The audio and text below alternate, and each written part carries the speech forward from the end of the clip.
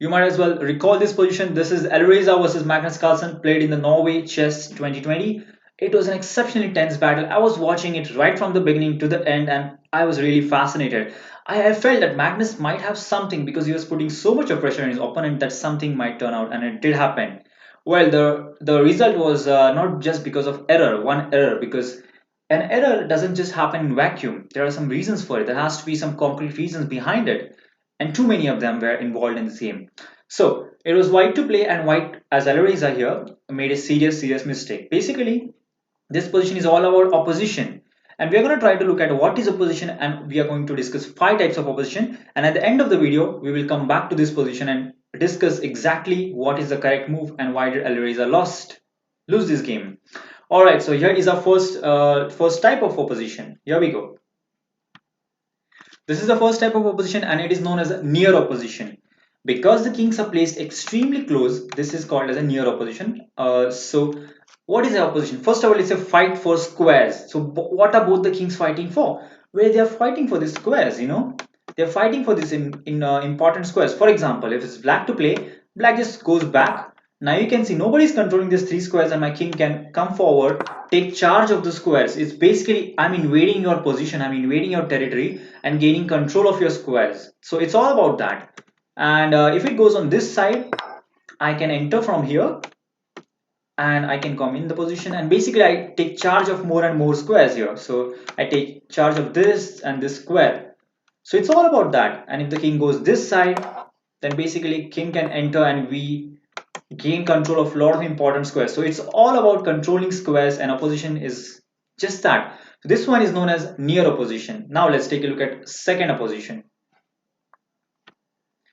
This time you can see there is a difference of, there's some distance between both the kings, and basically there is a difference of three squares in between them, and this is known as the distant opposition.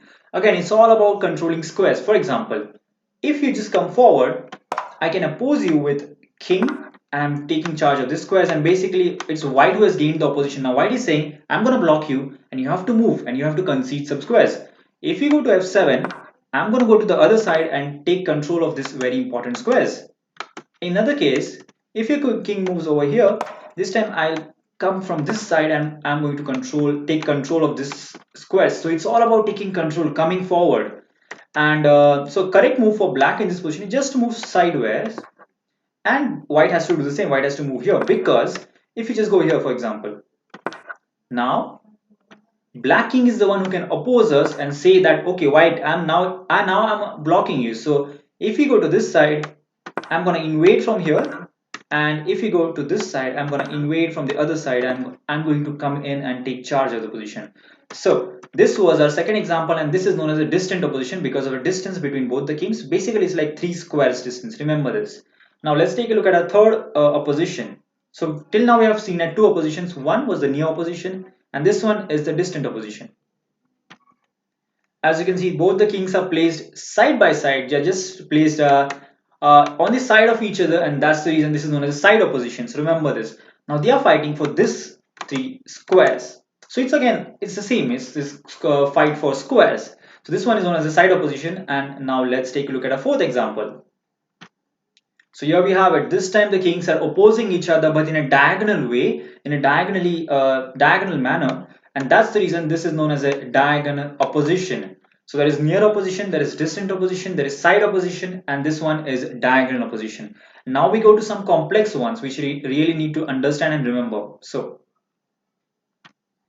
this one is known as a virtual opposition, the most complex one of it. Basically, how to recognize this? There is a distance of two knights between them. You can see there is a distance of two knights, and that's how you can basically recognize it. So basically, this is how it looks. It looks like they are separated by two knight distance. So this is virtual opposition, and one of the things of opposition is that it can transpose very quickly into other forms. For example, king c6.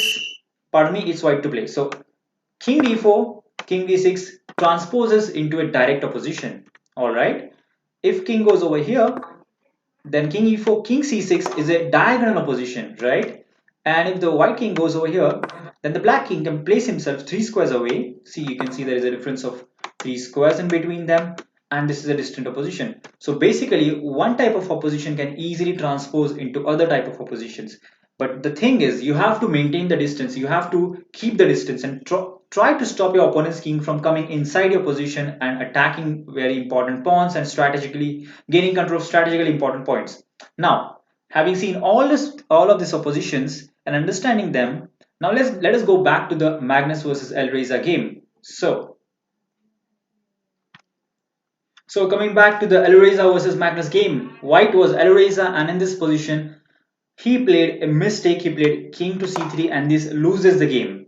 Basically, it loses the opposition. I'm going to show you how. But the correct move was to play king to d2, maintaining the opposition. So this is a distant opposition. You can see there are three squares of difference, and this is a distant opposition. Basically, if black now tries to invade white's position with king c5, we can simply answer that with king c3. And this is, I mean, simply a draw. I mean, not here, just here, just about here.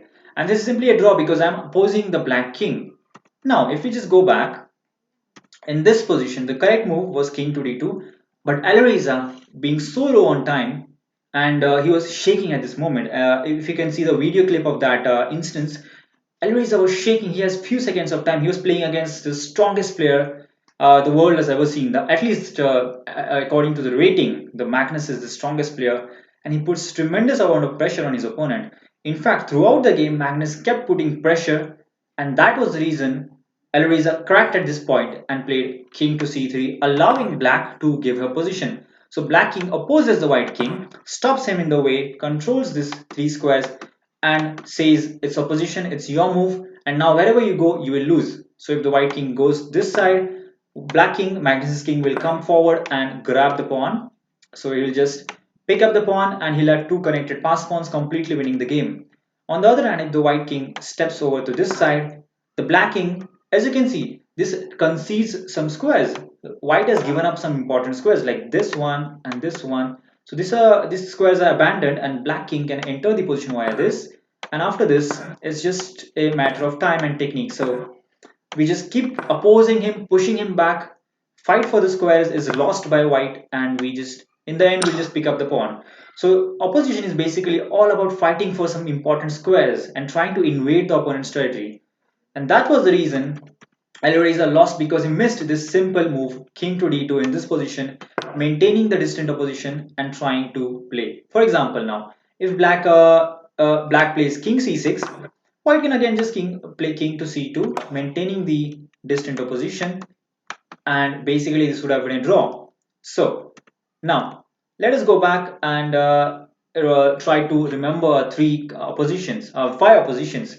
The first one was near opposition, when the kings are very tightly, I mean closely placed. The second one was side opposition.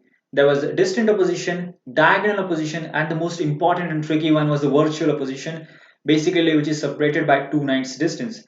The important thing you have to remember is this oppositions can transpose into one another, and king and pawn endings, this can happen very often. And that's the reason you need to have your king as advanced as possible in the king and pawn endgame and try to push your opponent's king back. So that's all for now. Thank you for watching and hope you have found something interesting out of this video and you have learned something. So, bye.